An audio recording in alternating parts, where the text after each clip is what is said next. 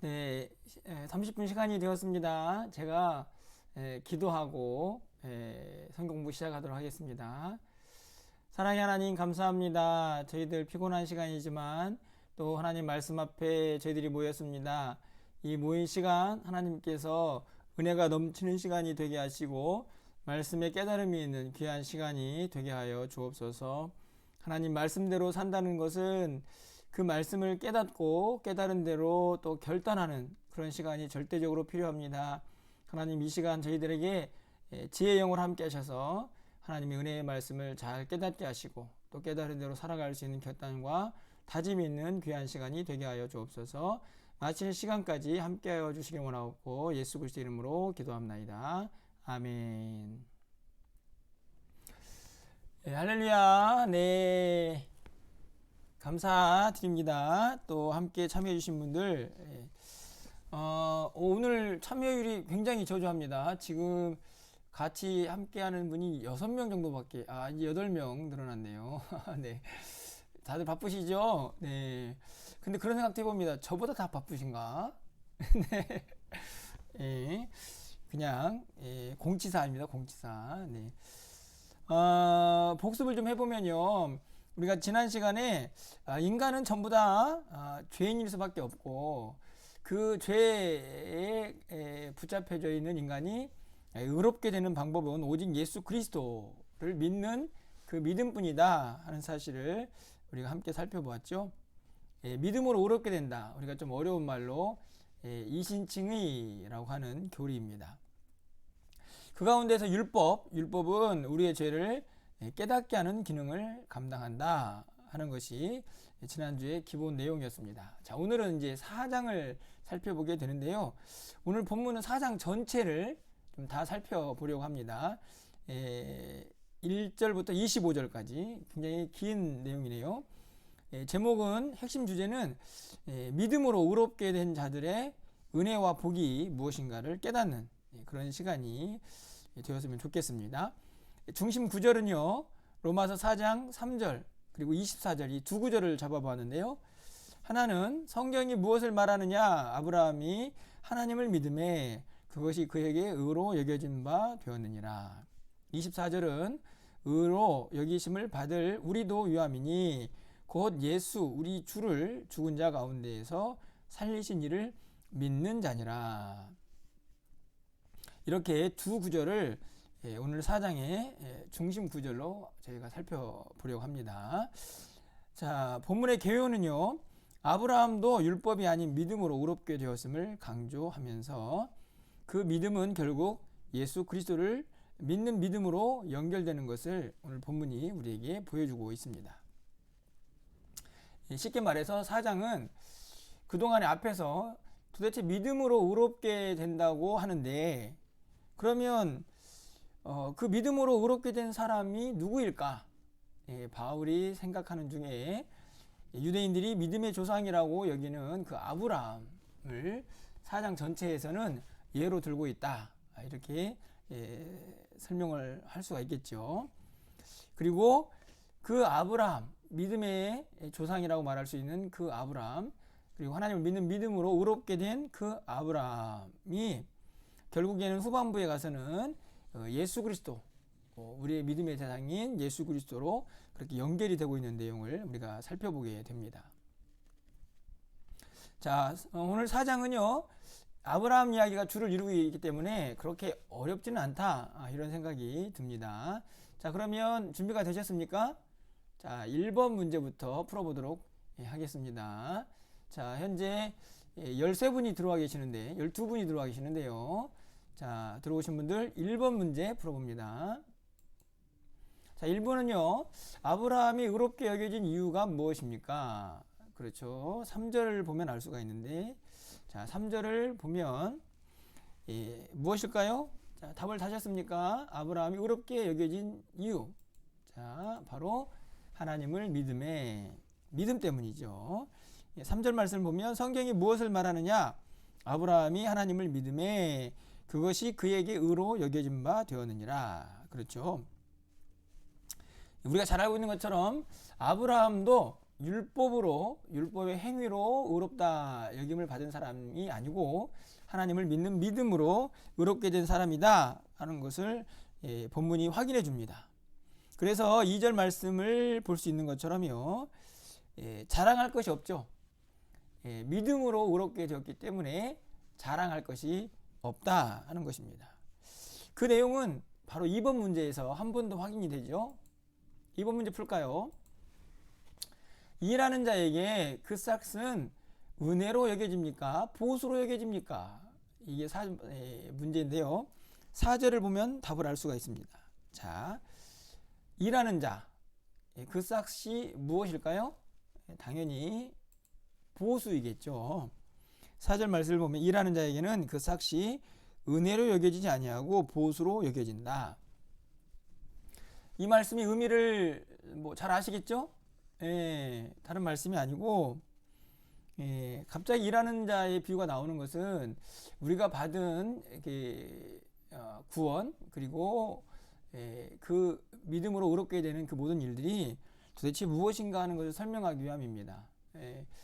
일하는 사람들은요, 그 노동의 대가로 무엇을 받습니까? 보수를 받죠. 삭스를 받습니다. 그 보수는요, 일을 했기 때문에 받는 대가죠. 그렇다면요, 우리는 어떻습니까? 믿음으로 의롭게 된 자들은 한 일이 있을까요, 없을까요? 저는 믿음으로 믿었는데요, 이렇게 생각을 해볼 수 있지만, 믿음으로 의롭게 된 자들은 그 믿음 또한 선물을 받기 때문에 하나님 앞에서 한 일이 없습니다. 그렇죠? 그러면 그 일하지 않는 사람들이 무엇인가를 받았다 한다면 그것은 보수가 아닐 텐데, 일하지 않았기 때문에 그건 무엇일까요? 은혜죠, 은혜. 그래서 일하는 자들이 받은 대가는 보수고 일하지 않고 받는 것은 은혜다라는 것을 오늘 본문이 우리에게 가르쳐 줍니다. 그래서 우리는요, 은혜를 받은 사람들이죠. 그래서 자랑할 것이 없고 그 은혜로만 우리가 의롭게 되고 또 믿음 안에서 우리가 새롭게 된다는 사실을 다시 한번 확인해 줍니다. 그래서요, 7절 8절에 있는 다윗이 시편 말씀에서 그가 말한 정말 복 있는 사람이 누구인가 하는 것이 예로 드러나게 됩니다. 8절 말씀을 좀 가서 보시면요, 주께서 그 죄를 인정하지 아니한 사람은 복이 있다. 이제 다윗이 노래한 시편을 인용한 구절인데요, 죄가 없다라고 그렇게 인정한 사람들, 의롭다라고 인정한 사람들 당연히 복이 있죠. 그런데 그 복이 어떻게 의미했습니까? 우리가 뭔가를 수고해서 얻은 게 아니고 은혜로 임한 것이다 라고 분명하게 가르쳐 줍니다. 그래서 16절 상반절 보시면 그러므로 상속자가 되는 그것이 은혜에 속하기 위하여 믿음으로 되나니, 그렇죠? 믿음으로 의롭게 되어서 하나님의 상속자가 된 자들은 은혜입니다. 은혜에 속하게 된다는 말씀이죠. 자, 일하는 자의 비유를 통해서 우리가 의롭게 된 것은 하나님의 은혜다 라는 사실을 다시 한번 말씀을 하고 있고요, 그 은혜가 바로 우리에게 복이다 하는 사실을 말씀하고 있습니다. 여러분 믿으십니까?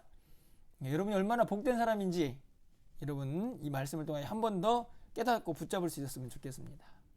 자, 3번 문제를 풀어보도록 하겠습니다. 자, 3번은요, 아브라함이 할례의 표를 받은 것은 언제 믿음으로 인쳐진 것입니까? 문제가 좀 어렵지만 제가 늘 말씀드린 것처럼 본문에서 답을 쉽게 찾게 하기 위하다 보니 문제가 좀 그렇습니다. 쉽게 말하면 이 아브라함은 언제 의롭다고 인쳐졌습니까? 라는 것이죠. 11절 말씀을 보면요, 그때가 언제냐면요, 무할렛입니다. 무할렛이. 자, 이 말씀이 왜 중요할까요? 아브라함이 지금 율법의 행위로 의롭게 된 게 아니라 믿음으로 의롭게 되었죠. 그런데 할례는 율법의 한 부분이라고 말할 수 있습니다. 할례를 통해서 하나님 언약 백성이 된다라고 말하고 있기 때문이죠. 자, 그런데 보시면 아브라함이 의롭게 된 것은요, 믿음으로 되었는데 그가 할례를 받기 이전에 그가 의롭다라고 여겨지게 됩니다. 창세기 말씀으로 좀 올라가 봐야죠. 창세기에 보면 아브라함이 의롭다라고 인정을 받는 때가 15장입니다. 15장 6절 말씀을 보면 아브라함이 여호와를 믿으니 여호와께서 이를 그의 의로 여기시고, 아브라함이 하나님을 믿으니 그 믿음이 그에게 의롭게 여겨졌다, 이렇게 말씀하죠. 이게 15장입니다. 그러면 17장, 할례는 17장에 행해지거든요. 그러니까 할례가 행해지기 이전에 무할례 시에 아브라함은 이미 의롭다라고 인정을 받습니다. 시간적으로 보면 한 20년 정도의 차이가 납니다. 그러니까 아브라함이 할례를 받기 전에 의롭다라는 인정을 받게 되는데요. 그것은 할례라는 그 율법과는 무관한 것이죠. 믿음으로 의롭게 됐다는 사실을 아브라함 이야기를 통해서 다시 한번 확인해 봅니다. 자, 그래서요, 아브라함은 누구의 조상이 될까요? 당연히 무할례자들, 쉽게 말하면 이방인들의 조상도 됩니다. 그렇죠? 뿐만 아니라 아브라함은 하나님의 택한 백성들, 선민, 그들의 믿음의 조상이기 때문에 당연히 유대인들의 조상이 되겠죠. 그래서 결국 아브라함은 무할례자들, 할례자들 모두에게 조상이 된다 하는 것을 우리에게 가르쳐주고 있습니다. 그 사실이 16절과 또 18절에 그대로 드러나 있습니다. 아브라함이 모두의 믿는 자들의 믿음의 조상이 될 수 있는 이유가 설명이 되어 있는 것이죠. 중요한 것은 그가 할례를 받기 이전에 이미 의롭다고 믿음으로 인정되었다 하는 것입니다. 네, 여기까지 어렵지 않으시죠? 자, 그러면 4번 문제로 넘어가 보도록 하겠습니다. 자, 4번이요. 아브라함이 믿은 하나님은 어떤 하나님이십니까? 그렇죠? 아브라함이 하나님을 믿어서 의롭게 되었는데 그 하나님은 어떤 하나님이셨을까? 물론 여러 가지 것으로 이야기를 할 수 있겠지만 오늘 본문에는 17절에 그 답이 나와 있습니다. 17절 하반절 말씀에 여러분 답을 다셨나요? 자, 어떤 하나님이셨을까? 자, 죽은 자를 살리시며 없는 것을 있는 것으로 부르시는 하나님이죠. 하나님은 없는 것을 있는 것으로도 부르십니다. 무에서 유를 창조하시죠. 말씀으로 세상을 창조하시기도 하시고, 그분의 전능하신 능력은 죽은 자도 능히 살리는 하나님, 그 하나님이 바로 아브라함이 믿는 하나님이고 오늘 우리가 믿고 있는 하나님이 되십니다. 네. 여기서 죽은 자를 살린다, 왜 갑자기 이 말씀이 나왔을까?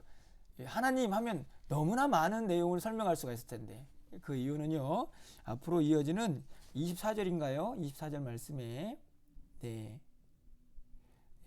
예수 우리 주를 죽은 자 가운데에서 살리시니, 바로 이 말씀과 연결시키기 위함이겠죠. 바로 부활의 예수님, 그 일을 가능케 하신 전능하신 하나님, 그 하나님이 바로 우리 하나님이다. 그 하나님이 아브라함이 믿었던 하나님이다. 그 은혜가 우리 가운데 임했다. 우리는 그래서 복 있는 사람들이다 라고 계속해서 말씀을 하고 있는 것입니다. 당연히 이 은혜를 온전히 누리기 위해서는 무엇이 필요할까요? 믿어야죠. 온전한 믿음이 절대적으로 필요합니다. 그래서 5번 문제가 가능하지 않을까요? 자, 5번. 아브라함이 의심하지 않고 믿음을 견고히 붙잡은 결과는 어떻게 나타납니까? 아브라함 이야기를 계속하는 것이죠. 그가 믿음을 견고히 붙잡은 결과, 그것은 20절에 나와 있습니다. 20절 보시면 그 믿음이 하나님께 영광이 됩니다. 20절 말씀 제가 읽어드리면요, 믿음이 없어 하나님의 약속을 의심하지 않고 믿음으로 견고하여져서 하나님께 영광을 돌리며, 그렇죠? 하나님을 향한 굳건한 믿음, 그 믿음은 하나님께 영광이 됩니다. 여러분, 아브라함의 믿음, 그것은 어떤 믿음이었을까요? 오늘 18절 이하에 보면 그 믿음이 어떤 믿음인가를 설명하고 있습니다. 우리가 잘 알고 있는 내용이죠. 100세가 되어서 아들을 얻게 되는데, 그 과정 속에서 아브라함의 믿음이 흔들리지 않고 살았던 그 모습을 기록을 하면서 18절 말씀에 보니까 아브라함이 바랄 수 없는 중에 바라고 믿었다. 바랄 수 없는 중, 그것은 무엇인가요? 이미 태에 아이를 낳을 수 없는 상태가 되었죠. 태가 닫힌 상태지만 하나님께서 말씀하신 대로 그것을 믿으면서 결국에는 아들을 얻는 그 모든 과정들 가운데에 아브라함이 흔들림 없는 믿음의 사람이었다. 그것이 하나님께 영광이 되었다. 이렇게 기록을 하고 있는 것입니다. 여기서 사실 굉장히 중요한 사실이 하나 있는데요. 사실 우리가 창세기에 보면 아브라함이 정말 온전히 하나님만 믿었는가, 때로는 조금 믿음이 없는 사람처럼 보일 수도 있는 그런 장면들이 있을 수도 있는데요. 중요한 것은 하나님께서 그의 믿음을 의롭게 여기신 것처럼 궁극적으로는 사실 하나님은 연약한 자들, 온전하지 않지만 그냥 그 믿음 자체를 참 기쁘게 여기신다 하는 생각을 갖게 됩니다. 우리도 마찬가지죠. 우리의 믿음이 사실 온전합니까?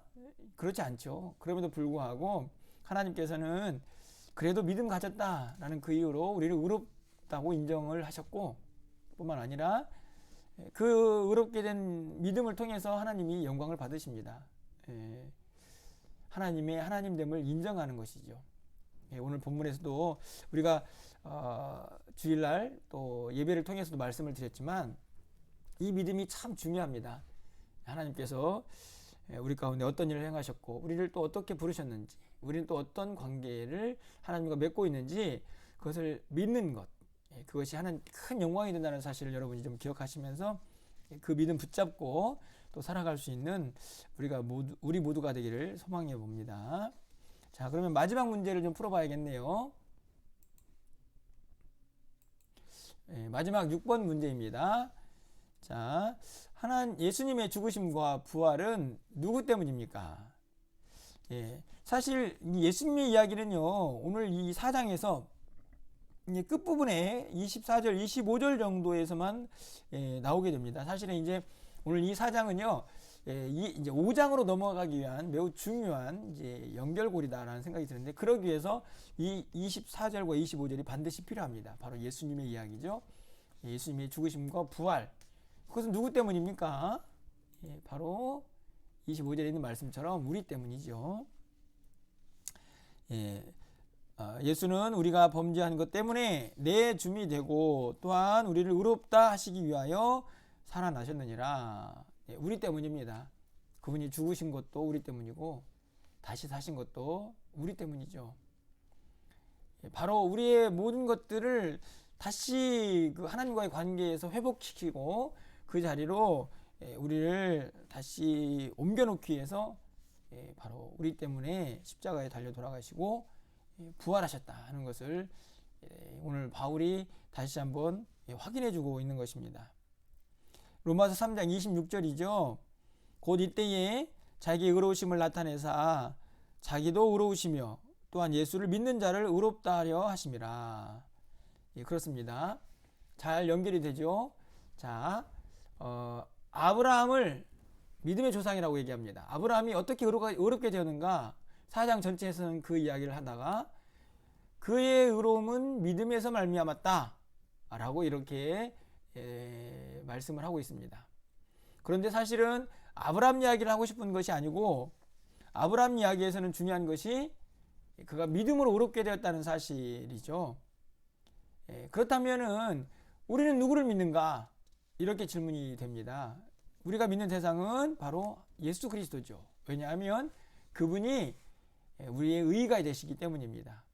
우리를 위하여 죽으시고 우리를 위하여 부활하신 그 주님, 그분을 믿는 믿음이 우리를 의롭게 하는 거죠. 마치 아브라함이 하나님을 믿는 믿음으로 의롭게 된 것처럼 우리도 그 믿음으로 의롭게 된다 하는 사실을 본문이 우리에게 가르쳐주고 있습니다. 사실 오늘 본문은 그렇게 어려운 내용은 없습니다.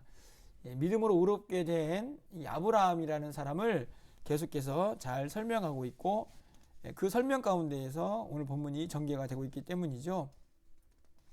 하지만 오늘 본문 속에서 우리가 꼭 기억해야 할 것이 있습니다. 그것은 바로 우리가 얼마나 큰 은혜를 입은 사람들인가, 또 얼마나 큰 복을 받은 사람들인가 하는 것이죠.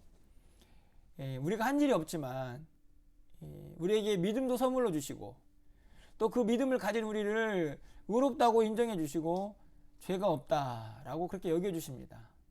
그 가운데서 우리가 한 일이 없죠. 우리가 한 일이 있다고 하면 그것은 일꾼이 받은 싹시고 보수이겠지만 우리가 한 일이 없기 때문에 그것이 은혜입니다. 그리고 그것이 우리에게 큰 복이죠. 예. 바라기는 우리 모두가 이 한 주간 이 믿음 가지고 하나님 주신 은혜 그리고 그 복 그것들을 좀 마음껏 경험하고 또 확인하면서 또 감사하면서 그렇게 한 주간을 살았으면 하는 바람을 갖습니다. 참 감사한 것은 하나님께서 우리에게 믿음을 선물로 주시고 믿음을 통해서 의롭다고 해주시는데 그 은혜를 주셨는데요. 그 믿음을 가진 사람들을 통해서 하나님은 또 영광을 받으신다고 합니다. 여러분 얼마나 놀라운 일입니까? 네, 그 믿음이 하나님을 영화롭게 합니다. 그러니 우리가 꼭 믿어야겠죠. 그리고 그 믿음을 가진 사람들은 우리의 모든 행사를 우리의 모든 일을 주님께 맡기게 됩니다. 믿음 때문이죠. 믿기 때문입니다. 여러분 이 한 주간 그 믿음 가지고 하나님 앞에 여러분의 모든 삶을 맡기시면서 믿음의 사람답게 승리하시기를 바라고, 그리고 꼭 기억하십시오. 우리가 받은 은혜가, 우리가 받은 복이 얼마나 크고 놀라운 것인가, 그것을 잊지 않고 살아가는 그런 한 주간이 되었으면 좋겠습니다. 자, 그러면 깜짝 퀴즈의 시간이 돌아왔습니다. 네. 이제는 뭐 깜짝 퀴즈라고 할 수도 없는 하지만 그래도 퀴즈를 내보도록 하겠습니다. 자, 오늘은 퀴즈를 풀 수 있는 대상을 어떻게 할까? 사실 이게 제일 고민인데요. 아마 제가 알기로는 거의 모든 분들이 이제 대상이 되지 않았을까 이런 생각이 듭니다. 그렇죠? 혹시 이 채팅방에요, 저는 대상이 된 적이 없습니다 라고 하신 분 있으십니까? 혹시 올려주시면 제가 문제를 드리면서 참고하겠습니다. 네, 없으시죠? 네. 자, 오늘은 문제를 푸실 수 있는 분들은 그 대상이요 4월에 생일이신 분입니다. 네. 혹시 오늘 지금 이 방송을 함께 참여하시는 분들 4월달에 생일이신 분 계십니까? 혹시 카톡방에 좀 올려주십시오. 4월달 없으시면 범위를 넓혀야 됩니다. 자, 4월에 생일이신 분 카톡방에 올려주시기를 바랍니다. 아, 없네요. 네, 그러면 범위를 넓히도록 하겠습니다. 자, 1월부터 6월까지 네, 상반기 이 기간 동안에 생일이신 분들, 제가 나중에 교족부 보면 다 확인됩니다. 자, 생일이신 분들 참여할 수 있겠습니다. 자, 문제 나갑니다. 자, 오늘 본문에서요 로마서 4장인데 아브라함이 몇 번 정도 나오는지 여러분이 찾아서 올려주시면 되겠습니다. 혹시 1월부터 6월달까지 생일이 아니신 분도 함께 문제를 푸셔야 됩니다. 왜냐하면 기회가 돌아갈 수 있습니다. 못 맞힐 수도 있기 때문이죠. 네. 자, 그리고 1월달에서 6월달까지 생일이 없을 수도 있습니다. 제가 모르고 지금 문제를 내고 있기 때문에. 자, 이해 가시죠? 자, 문제는 로마서 4장에 아브라함이 몇 번 나오는가, 이 답을 할 수 있는 분들은 1월부터 6월달까지 생일이신 분들만 가능합니다. 자, 올려주시길 바랍니다. 맞히신 분들 중에서 2분을 선정해서 선물을 드리도록 하겠습니다.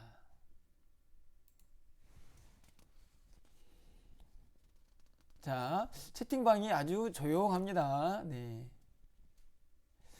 1월부터 6월달까지 중에 생일이신 분 혹시 있으신가요?